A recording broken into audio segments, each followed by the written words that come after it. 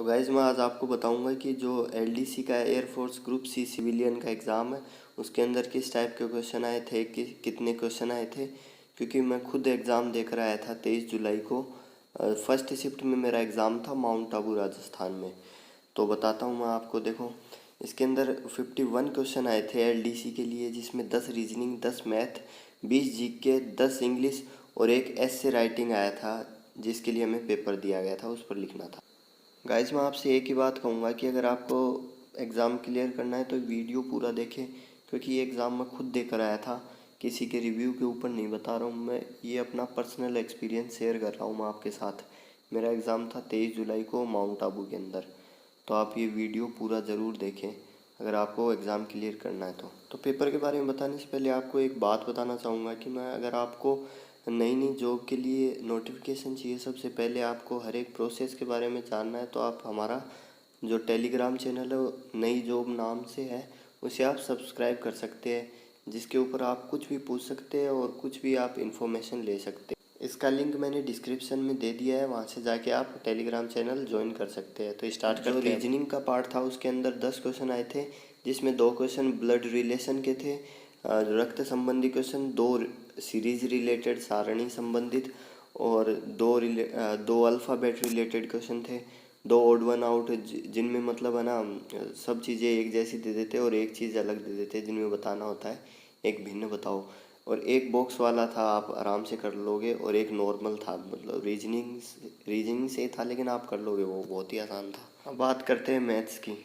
तो मैथ्स में भी वही 10 क्वेश्चन आए थे, जिसमें 2 प्रॉफिट एंड लॉस के लाभ हानि के थे, 2 सिंपल इंटरेस्ट थे, साधारण ब्याज के थे, मतलब सीआई से क्वेश्चन नहीं था। और जो एक क्वेश्चन था वो सिर पैर वाला था, मतलब इतने भेड़ है उनके इतने सिर है और इतनी भैंसे है उनके पैर है, तो मतलब टोटल जो जानवरों की संख्या है वो बताओ, ऐसा कुछ था। एक क्वेश्चन कैलकुलेशन बेस्ड था, जो मैंने आपको लिख दिया है, वो मुझे एज इट इज़ याद था तो मैंने ये लिख दिया। और जो एक वर्क एंड टाइम से रिलेटेड क्वेश्चन था, और 3 नॉर्मल मैथ क्वेश्चन थे, आराम से कर लोगे आप, मतलब कैलकुलेशन बेस्ड ही थे, आराम से कर लो। अब नेक्स्ट पार्ट है वो जीके था, जिसके अंदर लगभग बंदों को परेशानी रहती है कि भाई क्या पढ़े क्या नहीं पढ़े, मतलब जीके तो इतना सारा है, क्या क्या पढ़े हम। तो अब बात करते हैं जीके के बारे में, कैसा उसका लेवल था। तो जीके था वो नॉर्मल जीके था, एकदम नॉर्मल जीके था। और मैं आपको ये भी बताऊंगा कि आप कहाँ से कौन सी किताब पढ़े, तब आपका एकदम जीके जीके पार्ट है वो एकदम क्लियर हो जाएगा। लगभग मतलब लगभग क्या, पूरे क्वेश्चन आप सोल्व कर दोगे जीके के। तो पहले जीके के क्वेश्चन देखते हैं, जो मुझे याद रहे वो मैंने लिख लिए, और है ना बताता हूँ आपको कि कैसे कैसे क्वेश्चन थे, ठीक है। तो ये देखो भाई, पहला क्वेश्चन था, जो आर्मी में मेजर की रैंक होती है वो एयरफोर्स में किसके बराबर होती है, मतलब एयरफोर्स में कौन सी रैंक उस मेजर रैंक के बराबर होती है। तो स्क्वाड्रन लीडर इसका आंसर था। एयरफोर्स की मेंटेनेंस कमांड कहाँ पर है, तो जो एयरफोर्स की सभी कमांड है वो आप ज़रूर देख लेना। तो मेंटेनेंस कमांड है वो नागपुर में है, ट्रेनिंग कमांड बेंगलुरु में है, ऐसे करके आप साउथ वेस्टर्न नॉर्थन जो भी कमांड है सब देख लेना। और थर्ड क्वेश्चन था, अंतरिक्ष में जाने वाला पहला भारतीय वायुसेना का जवान कौन था, तो स्क्वाड्रन लीडर राकेश शर्मा थे। फोर्थ, एयरफोर्स के पहले एयर मार्शल कौन थे, अर्जन सिंह थे। क्वेश्चन नंबर 5, भारत से लगने वाली सबसे लंबी सीमा वाला देश कौन सा है, तो वो बांग्लादेश है, बांग्लादेश की सबसे ज़्यादा सीमा लगती है। हवाई जहाज़ के टायर में कौन सी हवा भरी जाती है, कौन सी गैस भरी जाती है, तो वो है नाइट्रोजन। क्वेश्चन नंबर 7 है, जो आँख का कौन सा हिस्सा नेत्रदान में दान किया जाता है, तो वो है कॉर्निया, जो नेत्रदान में दान किया जाता है। ऑप्शन थे बहुत सारे, रेटिना, आइरिस वगैरह थे। क्वेश्चन नंबर 8, भारत ने पहला परमाणु परीक्षण कब किया, तो वो था 1975।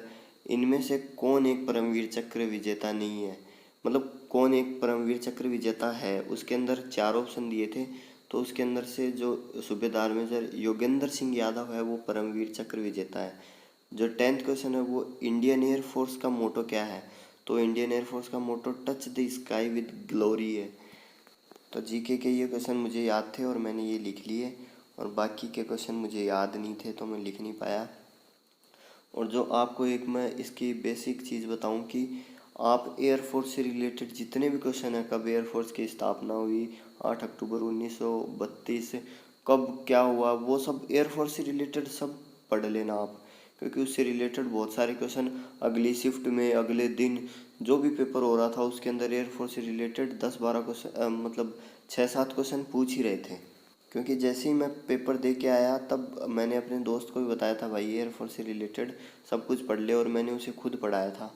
और उसी से रिलेटेड कम से कम 7 क्वेश्चन आ गए थे उसके, कि एयर मार्शल अभी कौन है, एयर चीफ कौन है अभी, ये वेस्टर्न कमांड कहाँ पर है, तो ये सब क्वेश्चन आ गए थे उसके, और उसने सब सही कर दिए। तो आप भी एयरफोर्स से रिलेटेड सब क्वेश्चन पढ़ लेना। अब देखते हैं इंग्लिश। तो इंग्लिश है, उसके अंदर 2 क्वेश्चन एंटोनियम, 2 क्वेश्चन सिनोनियम के आए थे। दोनों ही सिंपल सिंपल क्वेश्चन थे, मतलब चारों क्वेश्चन सिंपल थे। एक में तो शायद मुझे याद है थोड़ा थोड़ा कि बैड का एंटोनियम पूछा था, तो बहुत ही सिंपल था। और 2 फिल इन द ब्लैंक्स बहुत ही बच्चों वाले क्वेश्चन आए थे। और जो 2 स्पेलिंग करेक्शन मुझे याद थी, तो पैंडमिक और एक्सपर्ट, ये सबको पता है भाई। और 2 क्वेश्चन आए थे ईडियम एंड फ्रेजेस के। तो एक था पुल समवन्स लेग, भाई किसी का मजाक उड़ाना, ब्रेक द आइस, ये कुछ उससे मेहनत से रिलेटेड है, तो ब्रेक द आइस ये हो जाएगा इसका। ठीक है, उसके अंदर ऑप्शन थे, सही कर दिया था मैंने। और जो एस से है, इसके अंदर एलडीसी में 51 क्वेश्चन आए थे। 51 क्वेश्चन में जो 51वां क्वेश्चन था वो था एस से। उसमें हमें निबंध लिखना था इंग्लिश के अंदर। हमें एक पेपर दिया गया था, उसके अंदर ये जो टॉपिक दिए हैं, जैसे कोविड-19 हो गया, पोल्यूशन हो गया, वाटर प्रॉब्लम, और एक और ऑप्शन था। मतलब इन 4 टॉपिक दिए थे, इनमें से किसी एक के ऊपर 100 वर्ड्स के अंदर है ना हमें ऐसे लिखना था इंग्लिश के अंदर। तो मैंने लिखा था कोविड-19 के ऊपर। तो भाइयों ये एग्ज़ाम है जो मैं खुद देकर आया था एलडीसी का। उससे पहले मुझे कोई भी यूट्यूब के ऊपर रिव्यू नहीं मिला था, तो मैं कंफ्यूज था भाई क्या पढूं क्या नहीं पढूं। लेकिन फिर भी मैंने 51 में से टोटल 45-47 क्वेश्चन एकदम सही कर दिए थे। और मुश्किल से 3-4 क्वेश्चन गलत हुए होंगे, और बहुत ही सिंपल पेपर आ रहा था। कोई भी आपकी अगर इससे रिलेटेड क्वेरी हो तो आप मुझे अपने टेलीग्राम चैनल पे बता सकते हैं कि भाई ये दिक्कत आ रही है हमें। कुछ भी किसी भी ट्रेड रिलेटेड मुझसे पूछ सकते हैं। और अगर वीडियो आपको अच्छा लगे तो आप चैनल को सब्सक्राइब एंड शेयर ज़रूर करें, एंड वीडियो लाइक करना ना भूलें। और जो आपके फ्यूचर में जो भी डिटेल्स आएगी एयरफोर्स ग्रुप सी से रिलेटेड, वो मैं आपको इसी चैनल पर बताऊंगा। अपनी प्रॉब्लम्स शेयर करने के लिए आप मेरे टेलीग्राम चैनल नई जॉब को भी सब्सक्राइब कर सकते हैं।